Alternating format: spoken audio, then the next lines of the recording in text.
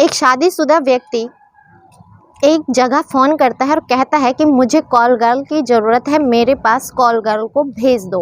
वहाँ से तत्काल एक कॉल गर्ल को भेज दिया जाता है। जो जगह बताई जाती है, जो होटल बताई जाती है, उस जगह पर कॉल गर्ल पहुँच जाती है।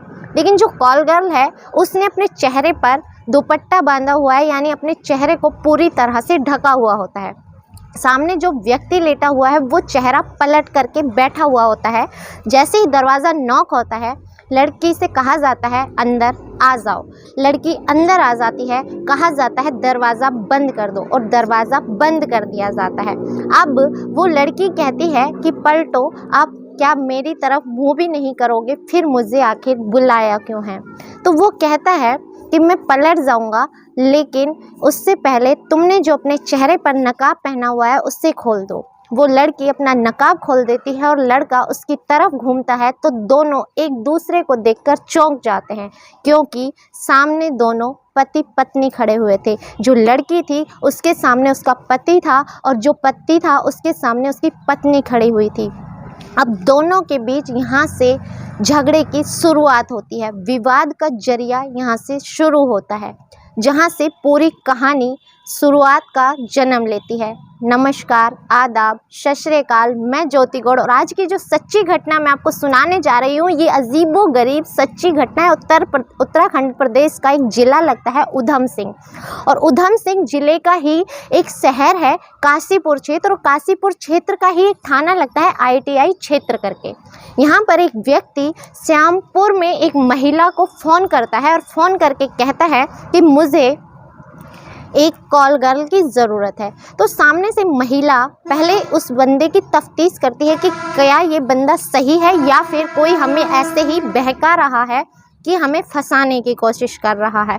जब उसकी तफ्तीश कर ली जाती है तो कहा जाता है कि ये बताइए आपको कुछ समय के लिए चाहिए या पूरी रात के लिए चाहिए। तो वो बोलता है कि मुझे लड़की की आवश्यकता पूरी रात के लिए है।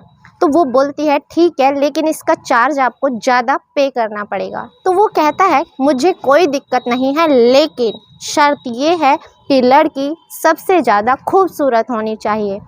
सामने से महिला जवाब देती है कि खूबसूरत तो होगी, लेकिन खूबसूरती का भी चार्ज आपको अलग से देना होगा। वो बोलता है मुझे इस बात से भी कोई एतराज़ नहीं है, लेकिन उससे पहले आप मुझे कुछ फ़ोटो सेंड कर दो। अब उससे व्हाट्सएप पर 10 से 15 लड़कियों के फ़ोटो सेंड किए जाते हैं, लेकिन वो सभी लड़कियों को रिजेक्ट कर देता है। वो बोलता है इससे भी ज़्यादा सुंदर लड़कियां होनी चाहिए। अब 5 से 6 लड़कियां जो उसके यहाँ पर सबसे सुंदर थी, उनके फ़ोटोज़ भेजे जाते हैं। उनमें से एक लड़की की फ़ोटो वो सेलेक्ट करता है और उसे सेंड कर देता है और बोलता है कि इसे भेज दो। रकम तय हो जाती है, चार्ज तय हो जाता है, रात भर के लिए तय हो जाता है। उन्हें जितना आधा पे था वो कर दिया जाता है और आधी रकम बाद में देने की बात होती है। अब लड़की को एड्रेस भेज दिया जाता है, होटल का नाम भेज दिया जाता है, समय भेज दिया जाता है। अब लड़की उस जगह पर पहुंचती है और लड़की अपना चेहरा कवर करके पहुंचती है। अब जो पति है वो पहले से ही कमरे में मौजूद होता है, लेकिन चेहरा घुमा करके बैठा हुआ होता है। अब जैसे ही लड़की जाती है, दरवाज़ा नॉक करती है, वो बोलता है कि अंदर आ जाओ। वो जैसे ही अंदर आती है तो वो उसे देख करके आग बबूला हो जाती है, क्योंकि जो सामने लेटा हुआ व्यक्ति था वो व्यक्ति था आलोक शर्मा, यानी उस लड़की का पति। और जो लड़की यहाँ पर आई है उसका नाम है पूजा शर्मा, जो उस आलोक शर्मा की पत्नी होती है। अब दोनों में विवाद शुरू हो जाता है। वो कहती है कि मुझे पहले ही पता था कि तुम मुझे धोखा दे रहे हो। अब वो कहता है कि धोखा मैं दे रहा हूँ या फिर तुम दे रही हो। तुम यहाँ पर मेरे बुलावे पे आई हो, मैंने आज तुम्हें रंगे हाथों पकड़ लिया। अब दोनों में विवाद शुरू हो जाता है, दोनों में लड़ाई झगड़ा शुरू हो जाता है, दोनों एक दूसरे पर लांछन लगाना शुरू कर देते हैं। लड़की कहती है कि तुमने मुझे धोखा दिया है जब तुम शादीशुदा होकर किसी कॉल गर्ल को बुला रहे हो। लड़का कहता है कि मैंने तो बुलाया वो ठीक है, लेकिन तुम उस जगह पर आई हो, ये सबसे बड़ा तुमने मेरे साथ धोखा किया है। दोनों के बीच विवाद शुरू हो जाता है। विवाद इतना बढ़ता है कि आसपास के लोग वहाँ पहुँच जाते हैं। आसपास के जब लोग पहुँचते हैं तो जब वो झगड़ा कर रहे होते हैं तो होटल का स्टाफ कहता है कि ये तुम्हारा घर नहीं है, ना ही लड़ने झगड़ने की जगह है जो तुम यहाँ पर इस बुरी तरह से लड़ रहे हो। किसी को ये नहीं पता होता कि दोनों पति पत्नी हैं, सिर्फ ये पता होता है कि इस व्यक्ति ने कॉल गर्ल को बुलाया था और ये उसके साथ झगड़ा कर रहा है। दोनों का हाथ पकड़ा जाता है और होटल से बाहर कर दिया जाता है। लेकिन होटल के बाहर भी पत्नी पति के ऊपर मारा पीटी शुरू कर देती है और पति उल्टा सीधा उससे बोल रहा होता है। वो पता नहीं पुराने कौन कौन से किस्से सुना रहा होता है। अब लड़ाई झगड़ा बढ़ जाता है। उसकी खबर पुलिस को दी जाती है। पुलिस तुरंत मौके पर पहुंचती है और दोनों को, यानी आलोक शर्मा और उसकी पत्नी पूजा शर्मा को गिरफ्तार कर लिया जाता है, हिरासत में ले लिया जाता है और हिरासत में ले जा करके उनसे पूछताछ की जाती है। तो अब जो आलोक शर्मा है वो बताना शुरू करते हैं कि सर, हम दोनों की शादी कुछ समय पहले परिवार की मर्जी से अरेंज मैरिज हुई थी। कुछ समय तक तो ठीक चलता रहा, लेकिन मेरी पत्नी का ध्यान कभी भी घर में नहीं लगता था। उसका ध्यान सारा मायके में लगा हुआ होता था। वो बहाने से मायके जाया करती थी और सारा दिन फ़ोन कॉल पे लगी रहा करती थी। इसी बीच मुझे किसी व्यक्ति से ये पता चला कि तुम्हारी पत्नी है वो अच्छी नहीं है। ये पहले कुछ गलत कार्य किया करती थी, गलत महिलाओं के साथ में रहा करती थी और इसकी गतिविधियां भी अच्छी नहीं थी। मैंने इस बारे में जब अपनी पत्नी से बातचीत की तो मेरी पत्नी उल्टा मुझ पर गुस्सा करने लगी। बोली कि तुम मेरे चरित्र पर उंगलियां उठा रहे हो। अगर तुम मेरे चरित्र पर उंगलियां उठाओगे तो मैं तुम्हारे साथ रहना पसंद नहीं करती। और दोनों में झगड़ा इतना बढ़ता है कि वो अपना सामान बांध करके अपने घर चली जाती है। लेकिन इस वजह से परिवार वाले, घर वाले मुझे ताना देना शुरू कर देते हैं, यार दोस्त मुझे ताना देना शुरू कर देते हैं कि एक पत्नी जिसका मान करना चाहिए, सम्मान करना चाहिए, लेकिन तुमने उसके ऊपर ऐसा घिनौना इल्ज़ाम लगाया और उसे घर से निकाल दिया। तुम एक पत्नी को नहीं संभाल पाए, तुम क्या ही करोगे। अब मैं बड़ी चिंता में था। मैंने सबसे मदद मांगी लेकिन किसी ने मेरी मदद नहीं की। इसी बीच पूजा ने मुझे तलाक देने के लिए कहा, लेकिन मैं जिद पे अड़ गया कि मैं तलाक नहीं दूंगा, मैं तुमसे अलग नहीं रहूँगा। तुम इस कार्य को मान लो कि तुम पहले ऐसा करती थी, लेकिन मेरी कोई गलती नहीं है। मैंने जैसा सुना मैंने वैसा बताया, लेकिन मुझे तुम्हारे पास्ट से कोई लेना देना नहीं है। लेकिन आज के वक्त में तुम मेरे साथ सही रहो। जो पत्नी है उसे फिर से गुस्सा आ जाता है। वो कहती है कि तुम नहीं सुधरोगे।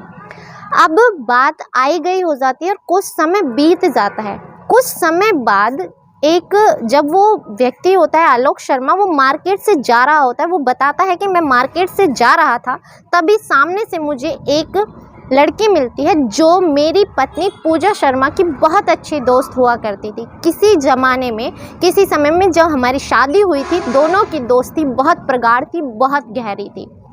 लेकिन किसी वजह से इन दोनों की दोस्ती टूट गई। अब वो लड़की मेरे पास आती है और वो कहती है कैसे हो। मैं उसे बताता हूँ तो वो कहती है कि हाँ, ये सच है कि तुम्हारी पत्नी गलत कार्य करती है। वो जो सेक्स रैकेट चलता है उसमें कार्य करती है, एक महिला के साथ रहकर। वही नहीं, मैं भी उसके साथ ये कार्य किया करती थी। हम दोनों की बहुत अच्छी दोस्ती थी, लेकिन वो थोड़ी ज़्यादा सुंदर थी। इस वजह से उसने मेरे ग्राहकों को भी तोड़ना शुरू कर दिया और इस वजह से हम दोनों के बीच में नोक-झोंक शुरू हो गई और हम दोनों की दोस्ती टूट गई। अब वो कहता है कि मैं तुम्हारी बात पर यकीन नहीं करूँगा, क्योंकि मैंने अपनी पत्नी से यही कहा था और इसी वजह से मेरी पत्नी मुझे छोड़कर चली गई, जिसकी वजह से आज तक मैं घर वालों के ताने सुन रहा हूँ और मेरी पत्नी भी मेरे साथ नहीं रह रही है। तो वो कहती है कि मैं तुम्हें एक नंबर देती हूँ, इस नंबर पर कॉल करना। यहाँ पर ही तुम्हारी जो पत्नी है वो उस महिला के साथ मिलकर ही इस कार्य को अंजाम देती है, उसी महिला के साथ वो काम करती है। तो वो महिला के नंबर देती है। श्यामपुरा की, वो जो श्यामपुर की एक महिला होती है जो उस संगठन को, यानी उस रैकेट को चलाती है, उस महिला का नंबर दिया जाता है। अब वो व्यक्ति उसे फ़ोन करता है फ़ोन इस तरह से किया जाता है कि किसी को शक ना हो। वो कहता है कि मुझे कॉल गर्ल की ज़रूरत है, और वो ऐसा शो करता है कि वाकई में वो एक ग्राहक है और उसे एक लड़के की ज़रूरत है।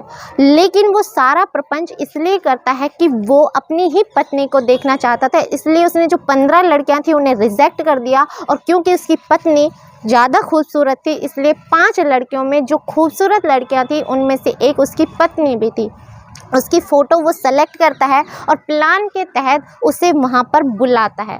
अब वो कहता है कि मैं इसे रंगे हाथों पकड़ना चाहता था और आज मैंने इसे रंगे हाथों पकड़ लिया। अब जो पत्नी है वो उस पर गुस्सा करने लगती है, चिल्लाने लगती है, कहती है कि ये व्यक्ति झूठ बोल रहा है, इसके भी बहुत सी महिलाओं के साथ अवैध संबंध है, ये मुझे धोखा दे रहा था, लेकिन अब हम दोनों को साथ नहीं रहना। दोनों में फिर से झगड़ा होने लगता है, लेकिन पुलिस वाले जैसे तैसे करके दोनों की सुलह करवाते हैं, समझौता करवाते हैं और मामले को रफा दफा करके घर भेज दिया जाता है। लेकिन जो श्यामपुर की महिला थी, जो ये पूरा रैकेट चला रही थी, उसे इस मामले में गिरफ्तार कर लिया जाता है।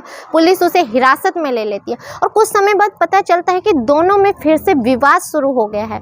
जो एएसपी राजेश भट्ट थे, उन्होंने कहा मैंने अपनी ज़िंदगी में, पूरी ज़िंदगी में ऐसा केस नहीं देखा जिसमें समझ नहीं आ रहा पति गलत है या पत्नी गलत है, लेकिन इसकी जांच की जा रही है। इसके बाद इस मामले की कोई खबर मीडिया में नहीं आई, लेकिन जब ये खबर मीडिया के माध्यम से अखबारों में पहुंची थी, सोशल मीडिया पे पहुंची थी, तो एक विवाद का सा मुद्दा बन गया था कि ये आखिर था क्या पत्नी पति को धोखा दे रही थी या पति पत्नी को धोखा दे रहा था।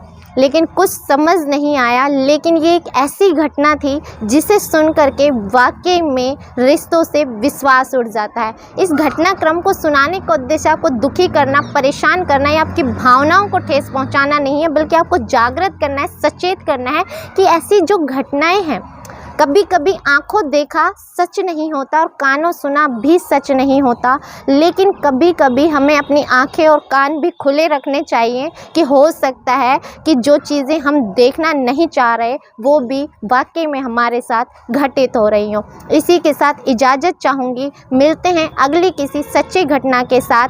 तब तक आप अपना ख्याल रखें, सुरक्षित रहें। जय हिंद, जय भारत।